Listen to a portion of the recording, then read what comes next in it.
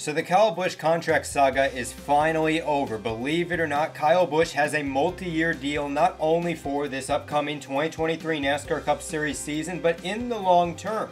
So where is he going? Is it Joe Gibbs Racing? Nope. It turns out Joe Gibbs Racing didn't even give him an offer, and instead they were going a completely different direction with the new driver of the number 18. Is it Stewart-Haas Racing with Gene Haas and his billions of dollars that can definitely afford the salary Kyle Busch wants? It turns out, no it is not. Tony Stewart yet again comes up short of another Kyle. Or is he going to be racing for teammate Denny Hamlin next season at 2311 Racing? No, it is not that. He is not staying in the Toyota camp, in fact. Instead, Kyle Busch's new boss for the 2023 season and beyond is the guy that put him in a headlock at Kansas in 2011. That's right, Richard Childress, one of the most historic owners in NASCAR history that has seen his program become a bit sluggish in the past decade, has officially signed Kyle Busch.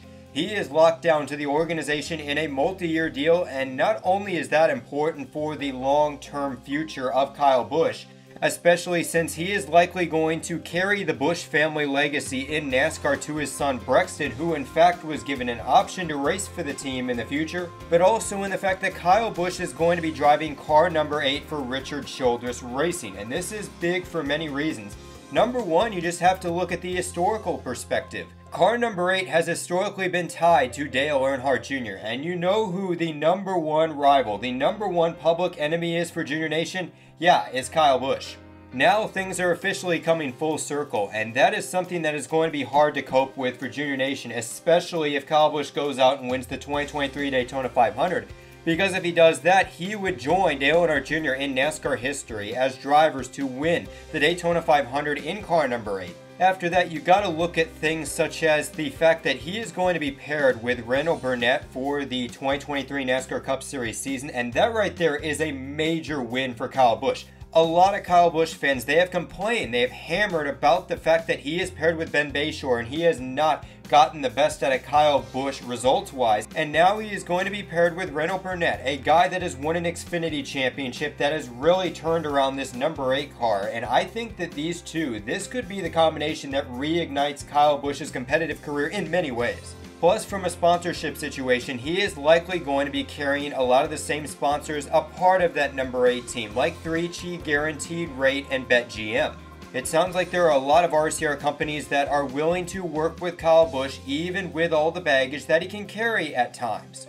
And hopefully now that Kyle Busch is in car number 8, and if we have the same sponsors, they decide to give Kyle Busch a bit of brand identity, because all 3 of these major sponsors, they share the fact that they have a black base color, and hopefully they give him a consistent livery, one that screams Kyle Busch for the future, instead of what we see from guys like Brad Keselowski, where they have a different livery every single week, and NASCAR fans and casual viewers alike can recognize Kyle Busch and what livery he drives every single week, and they don't have to sit there and look at the number like most other drivers. But perhaps the biggest thing of note with Kyle Busch taking over car number 8 is who he's replacing in that seat.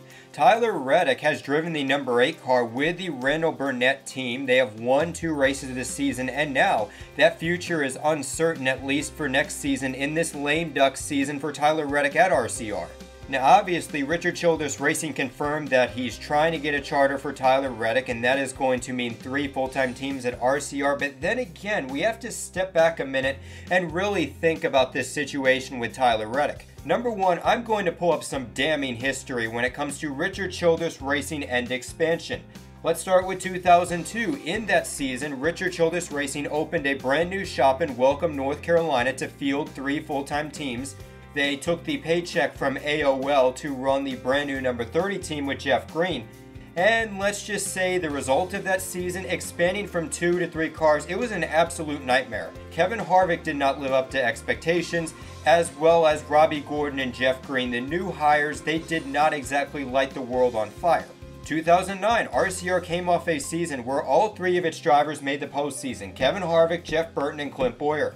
However, General Mills offered a ton of money to expand to a 4th team, so Clint Bowyer moved to that 33 program, and Casey Mears would take over the 07 with Jack Daniels. and that season would prove to be a nightmarish outcome for the organization. None of its drivers made the postseason, and none of their drivers won a race, which was something unprecedented for an organization like Richard Childress Racing. The team learned their lesson in 2010 and scaled back to 3 cars, and Kevin Harvick, Jeff Burton, and Clint Bowyer all did good, but then again in 2011 they had Menard sponsorship come in. Of course you're going to take that check, and guess what? The performance overall declined. Kevin Harvick, of course, still performed at his best. He won a lot of races and was a championship threat. However, from an organizational standpoint, he was carrying the team because Jeff Burton struggled, Clint Bowyer missed the playoffs, and Paul Menard, he won a race, he won the Brickyard 400, but he was vastly inconsistent and wasn't able to make the 12-driver postseason. So as you can tell by that history lesson, Richard Childress Racing does not do good when expanding to a new entry. And I would like to think that Richard Childress Racing is not stupid. Richard Childress is a smart man, and I secretly think that what he's going to do with Tyler Reddick, there's a couple different options. Number one, he could get into a situation where he decides to sell the contract to 2311. Right now, we don't know what the situation is with Kurt Busch, and it would make logical sense if Richard Childress decides to take the high road to sell the contract to Denny Hamlin and Michael Jordan. So therefore, Reddick can immediately go to 2311 Racing and start winning races and championships. However, that's not exactly the thing I think he's going to do.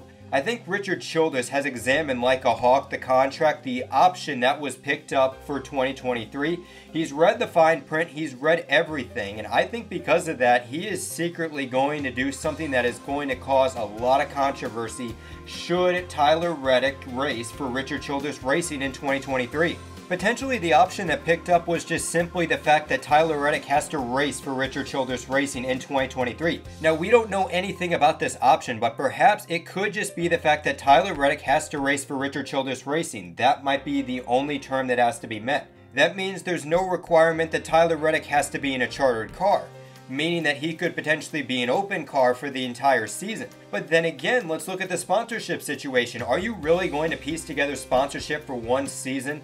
More than likely, with the fact that Kyle Busch is going to be taking all the sponsors on that number 8 car and running it with that team alone. So if you're going even further, Richard Childress Racing might not be obligated to run Tyler Reddick for the entire season. I know that's an insane thing to think of. Tyler Reddick, one of the better drivers, not running a full-time season with Richard Childress Racing, but I think this is a plausible situation right here. Richard Childress Racing might decide that they are only going to fund a handful of races for him, maybe 5 to 7 races, preferably the less the better, because after all, this is a guy that is leaving your organization at the end of the year, and Tyler Reddick basically runs a true lame duck year. Like, he is not competing for the championship, and instead he's just running these one-off races. Maybe he gets a couple truck and Xfinity starts, but Tyler Reddick could quite possibly not be in a full-time situation next season.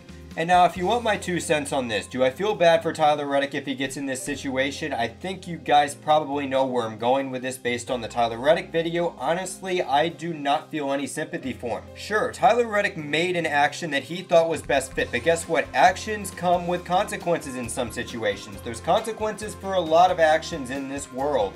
And perhaps this one for Tyler Reddick is the fact that he broke racing etiquette. He decided to sign a deal with another organization 1.5 years before the current contract that he is in actually expires. And because of that, Richard Childress Racing is going to, rightfully so, teach him a harsh lesson. And that lesson could be him running part-time next season.